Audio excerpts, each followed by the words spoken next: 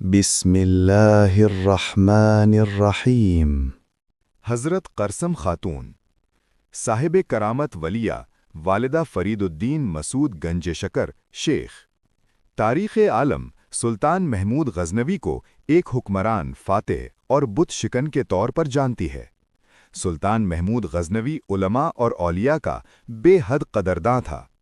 محمود غزنوی کے عہد میں حضرت شیخ شعیب ایک بڑے ولی گزرے ہیں جن کا سلسلہ نسب حضرت عمر فاروق سے ملتا ہے۔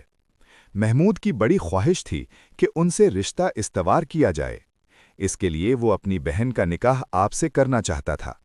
لوگوں نے اسے مخمل میں ٹاٹ کا پیوند قرار دیا کہ کہاں شاہی محلات اور کہاں مرد خدا فقیر کی کٹیا۔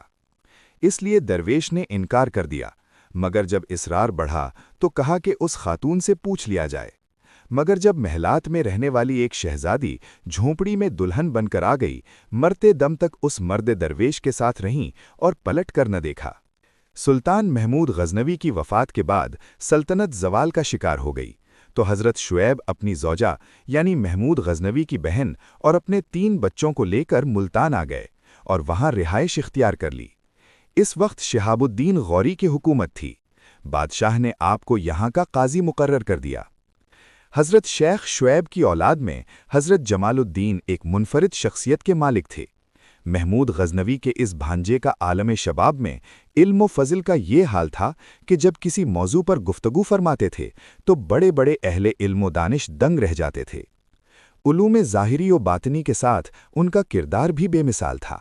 ان کے سیرت و کردار اور علمی وجاہت نے ملتان کے مشہور بزرگ حضرت مولانا وجیہ الدین کو بہت متاثر کیا، اور پھر یہ تعلق خادر اس قدر بڑھا کہ مولانا نے اپنی صاحبزادی قرسم خاتون کا نکاح آپ سے پڑھوایا، جو کہ خود زہد و تقوی میں نہ صرف بے نظیر تھیں بلکہ بہت بڑی اللہ والی اور صاحب کرامت ولیہ بھی تھیں۔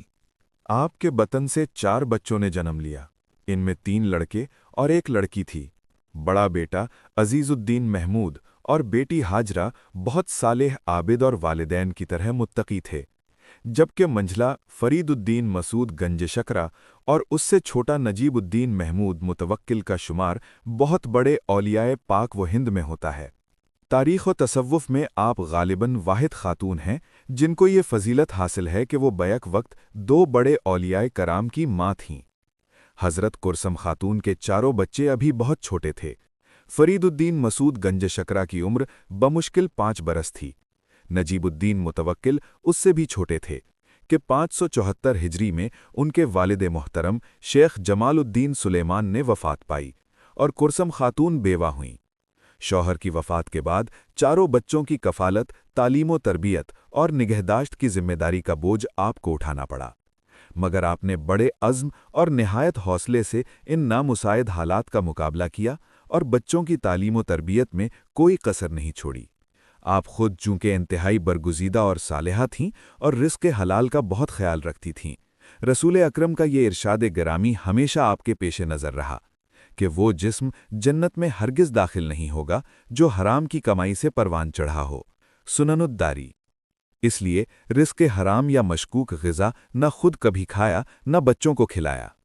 بعض کتابوں میں گنج شکرہ کی وجہ تسمیہ یہ بیان کی گئی ہے کہ جب پہلی بار آپ نے اپنے منجھلے بیٹے فرید الدین مسعود کو نماز پڑھنے کی تلقین کی کہ بیٹے نماز پڑھا کرو، اس سے اللہ تعالیٰ راضی ہوتا ہے اور اپنے عبادت گزار بندوں کو بے شمار انعامات سے نوازتا ہے، تو چھوٹے بچے نے بڑی معصومیت سے پوچھا، امی جان، جو بچے نماز پڑھتے ہیں انہیں اللہ کی طرف سے کیا انعام ملتا ہے؟ تو آپ نے فرمایا، نمازی بچوں کو پہلے شکر ملتی ہے، اور پھر جب وہ بڑے ہو جاتے ہیں تو اللہ تعالیٰ انہیں دوسرے بے شمار انعامات سے نوازتا ہے۔ بچہ مطمئن ہو کر چلا گیا۔ اس کے بعد آپ نے یہ معمول بنایا کہ نماز سے قبل آپ مصلے کے نیچے خاموشی سے شکر کی پڑیا رکھا کرتی تھیں۔ بابا فرید نماز پڑھنے کے بعد مصلے کا کونا اٹھا کر اپنا انعام پا لیتے تھے۔ یہ سلسلہ کئی روز تک چلتا رہا۔ ایک دن مصروفیت کی وجہ سے آپ اپنا یہ معمول بھول گئیں۔ دوسرے ایک دن جب یاد آیا تو اپنے فرزند کو بلا کر پوچھا، فرید، کیا تمہیں کل مصلے کے نیچے سے شکر ملی تھی؟ معصوم فرید نے اس بات میں جواب دیا، جی اماں، مجھے ہر نماز کے بعد شکر مل جاتی ہے۔ بیٹے کی بات سنकर کرسم خاتون کی آنکھیں جذبہ تشکر سے بھیگ گئیں اور سجدائے شکر بجا لائیں کہ بچے کو بہلانے کے لیے کہے گئے الفاظ کو اس قدر قبولیت کا درجہ بخشا گیا تھا۔ آپ نے پیار سے اپنے بیٹے کو سینے سے لگایا اور ممتا بھرے لہجے میں کہا، میرا بیٹا فرید الدین مسعود گنج شکر ہے۔ اس کے بعد یہ آپ کا لقب پڑ گیا۔ حضرت کرسم خاتون بڑی مردم شناس عورت تھیں۔ اپنے بچوں میں گنج شکر سے آپ کو بڑی امیدیں وابستہ تھیں، کیونکہ آپ کی چشم بصیرت افروز سے ان کی مخفی صلاحیتیں چھپی نہ تھیں۔ بچپن سے ان کے انداز و طور اللہ والوں کے تھے، اس لیے ان کی تعلیم و تربیت پر آپ نے خصوصی توجہ دی۔ 11 سال کی عمر میں قاری محمد کی نگرانی میں ان سے قرآن پاک حفظ کیا۔ دیگر علوم کے لیے سید نذیر احمد صاحب کو منتخب کر لیا گیا، جو کہ ایک بڑے عالم دین تھے۔ علم حاصل کرنے کے بعد آپ نے مزید علوم کی تحصیل کے لیے انہیں ملتان بھیج دیا، جہاں وہ 18 سال تک مختلف اساتذہ سے قصب فیض کرتے رہے۔ اس کے بعد والدہ کی اجازت سے بابا فرید نے مختلف اولیاء کرام کے سامنے زانوئے تلمس طے کیا اور دور دراز کے سفر کیے۔ ان سفروں میں بابا فرید نے جن بزرگوں سے فیض پایا ان میں حضرت خواجہ بختیار کاکی، شیخ شہاب الدین سہروردی، شیخ فرید الدین عطار نیشاپوری، شیخ بہاؤالدین زکریا ملتانی اور خواجہ معین الدین چشتی کے اسماء گرامی خاص کر قابل ذکر ہیں۔ اس زمانے میں حضرت بابا فرید الدین گنج شکر جو اودھن میں مقیم تھے، والدہ محترمہ کھوٹووال میں سکونت پذیر تھیں، جو کہ اس وقت کافی ضعیف العمر ہو چکی تھیں۔ دونوں قصبوں کے درمیان فاصلہ کافی زیادہ تھا۔ بابا فرید کو والدہ کی خدمت کا موقع نہیں ملتا تھا، اس لیے آپ نے اپنے چھوٹے بھائی شیخ نجیب الدین متوکل کو والدہ محترمہ اجودھن لانے کے لیے بھیجا، تاکہ آپ کو اپنی والدہ کی خدمت کی سعادت حاصل ہوتی رہے۔ شیخ نجیب الدین متوکل آپ کو لے کر عازم سفر ہوئے۔ راستہ میں جنگل کے کنارے آپ آرام کے لیے ایک جگہ ٹھہرے۔ اس وقت زیادہ سفر میں پانی ختم ہو چکا تھا اور حضرت قرسم خاتون کو شدید پیاس لگی تھی۔ نزدیک پانی نہ تھا، اس لیے شیخ نجیب الدین متوکل والدہ محترمہ کو درخت کے نیچے بٹھا کر پانی کی تلاش میں ذرا دور تک نکل گئے، مگر جب وہ پانی لے کر آئے تو آپ موجود نہ تھیں۔ اس نے آپ کو بہت تلاش کیا، سارا جنگل چھان مارا، حالانکہ آپ کو اندازہ تھا کہ آپ ایک کمزور ضعیف خاتون ہیں، اتنے مختصر وقت میں آپ اتنی دور تک نہیں جا سکتیں، مگر پھر بھی آپ نے بہت ڈھونڈا، مگر نتیجہ کچھ نہیں تھا۔ آخر آپ شکستہ دل اپنے بڑے بھائی بابا فرید کی خدمت میں پہنچے اور والدہ کی گمشدگی کا سارا حال سنایا۔ والدہ کی گمشدگی کا سن کر بابا فرید کی بہت مضطرب ہوئے، زبان سے بے اختیار انا للہ و انا الیہ راجعون کے الفاظ نکلے۔ آپ نے اسی وقت کھانا پکوایا اور صدقہ غریب غربا میں تقسیم کیا۔